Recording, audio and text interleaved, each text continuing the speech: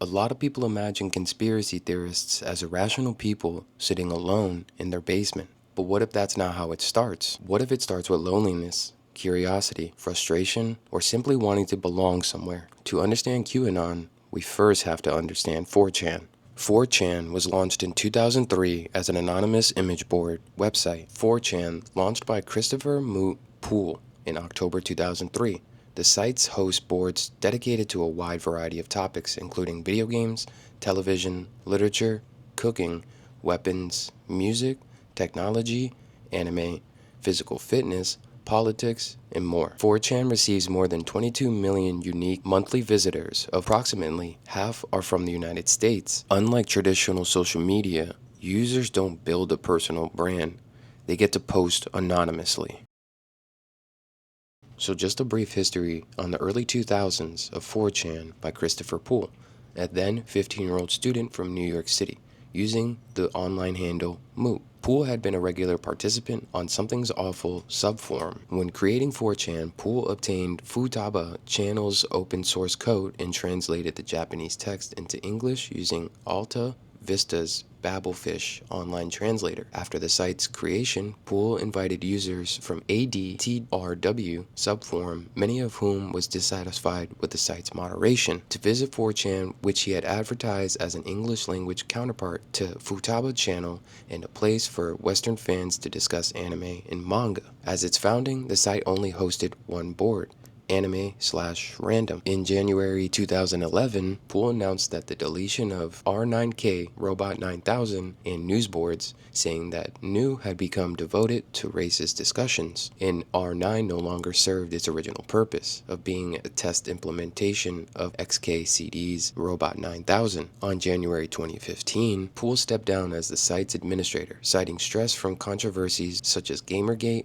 as a reason for his departure. On September 21, 2015, Poole announced that Hiroyuki Nishimura had purchased from his ownership rights to 4chan, without disclosing the terms of acquisition. Nishimura was the former administrator for 2chan. 4chan created a culture where almost anything could be posted without accountability. Poll, or politically incorrect, is 4chan's political discussion board. Although there had previously been a strong left libertarian contingent to 4chan activists, there were a gradual rightward turn on 4chan's political board in the early mid-2000s, with the fundamentalist approach to free speech contributing. Media sources characterize Poll as predominantly racist and sexist. The site's far-reaching culture of discriminatory content most closely associated with Poll, although only its features predominant alt-right beliefs. Poll, like other boards, has been prominent in the dissemination of memes and cases featuring coordination to dispense alt-right sentiments. Poll increasingly became synonymous with 4chan as a whole. Many Poll users favored Donald Trump during his 2016 United States presidential campaign. Both Trump and his son, Donald Trump Jr., appeared to acknowledge the sort by tweeting Poll-associated memes.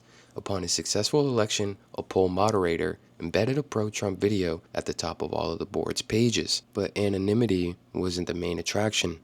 Community was. For some users, 4chan became a place where they felt understood, especially young men who felt disconnected from traditional institutions, media, and social groups. According to the Washington Post, the site's users have managed to pull off some of the highest profile collective actions in the history of the internet. And this is where the story begins to connect with loneliness. In 2017, a mysterious user calling themselves Q began posting cryptic messages. Followers began trying to decode the messages, and over time, a community was formed around solving what they believe was a hidden puzzle. QAnon is a far-right American political conspiracy theory and political movement that originated in 2017. QAnon centers around fabricated claims made by anonymous individuals, or known as Q clearance patriots, more commonly known as Q. Q's claims have been relayed and developed by online communities and influencers. Their core belief is that a cabal of satanic, cannibalistic child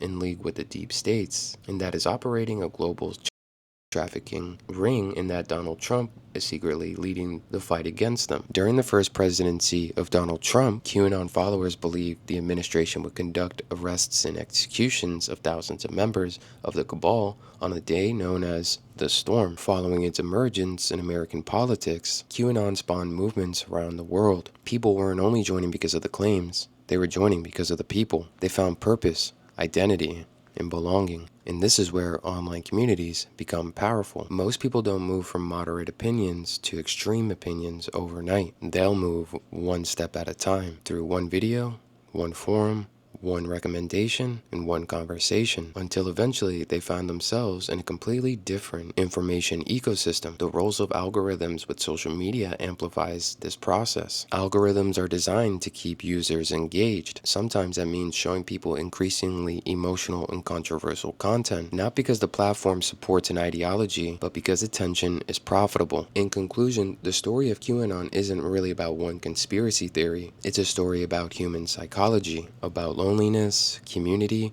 identity, and searching for the meaning. Because if we only focus on the conspiracy itself, we miss the deeper question. Why are so many people looking for something to believe in? And if the internet can pull people into these communities, what responsibilities do platforms, institutions, and individuals have to prevent it?